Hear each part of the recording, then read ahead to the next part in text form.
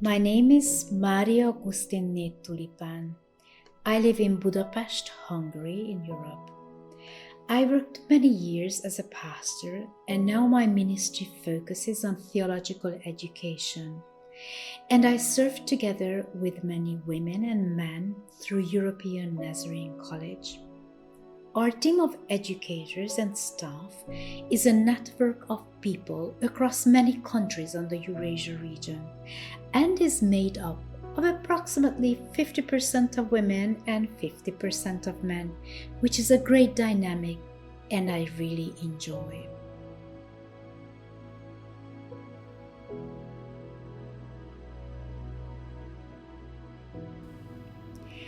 I am grateful for the rich heritage of my grandparents and parents who stood strong for their faith, even when it had serious consequences on their everyday life.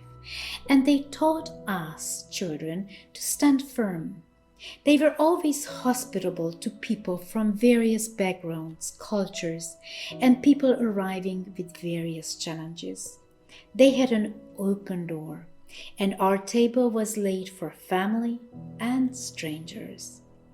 I also bring the experience of my pastoral work, and I continue to fulfill my call in the area of theological education with a pastoral heart, I hope.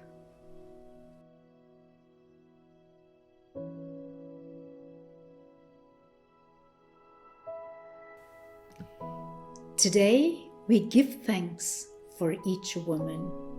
You are someone's daughter, sister, perhaps a wife and a mother, but surely a friend, a colleague, maybe someone's leader, pastor, or mentor.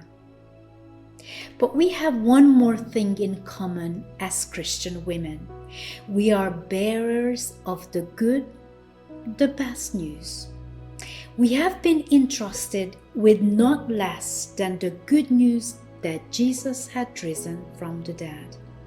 We were not given some bad news, hopelessness, despair, the news of fear, of blaming, or of judgment. But in our everyday interactions, we are bringing this good news, the message of hope, the hope of resurrection, the very message of life, into every situation, into each relationship, into the space to which we have been called to. Today I think of our fellow disciples, the first women disciples. Mark says that there were many other women who had come up to be with Jesus, like Mary of Magdala and many others. Our life experiences may differ in its particulars from their lives, yet in so many ways are similar. Mary Magdalene had the distress and confusion in her life, suffering terribly. Her life was actually in jeopardy, without hope. She had demons in her life, wicked, destructive forces. But she experienced the miracle of the delivery of God in her life. She was freed. She was and became the woman who followed the Lord. And yes, we are to become women that live a life freed from all torture, anxiety, chaos, confusion, freed from destructive powers over us as Christ's followers. She experienced also the initial discipleship, but her faith went through a crisis as she was living through the hopelessness of the cross. Mary Magdalene was there at the crucifixion, standing near the cross, watching the horror of Jesus' death. She also experienced the fear when she saw with her own eyes that Jesus' body was missing. Yet she acted with caring and faithful love that took her and other women to the tomb. Yes, we are also to be women of loving care, acting as faithful disciples to be able to continue our caring love even in the face of horror and in spite of hopelessness. She and other women were puzzled when they saw that the large stone that covered the mouth of the tomb had already been moved away. And they met with angels and had a fascinating conversation. We are also to become women who experience divine solutions in life and are open to be engaged in divine conversations, rather than being frightened and blocked by the challenges of our visible world.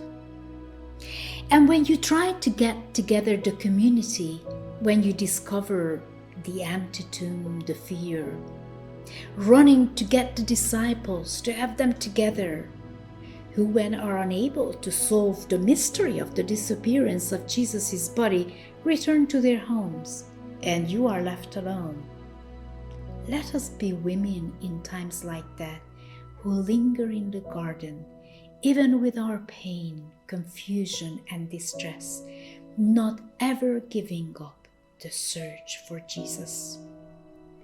On Women's Day, I wish each woman that you will hear your name spoken as clearly as Mary heard hers.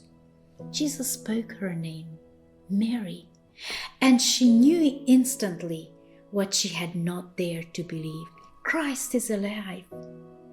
On Women's Day, may we hear Jesus continuing to call us and to call to us, women, why are you crying? Women, who is it you are looking for? Let us be women with the resurrection message to say, I have seen the Lord. The most important news ever on earth was that Jesus had been raised from the dead. And that news was given first to women. Christ gave Mary Magdalene a commission, an assignment. Go and tell my brothers, I'm returning to my Father and your Father, and my God and your God. We are trustworthy. We were entrusted with the great message of life. Dear sisters in Christ, on Women's Day, I'm sharing this great news with you. Christ even met me. I have seen the Lord, and I know He has met you, called you by your name. Women, could we spread the news together?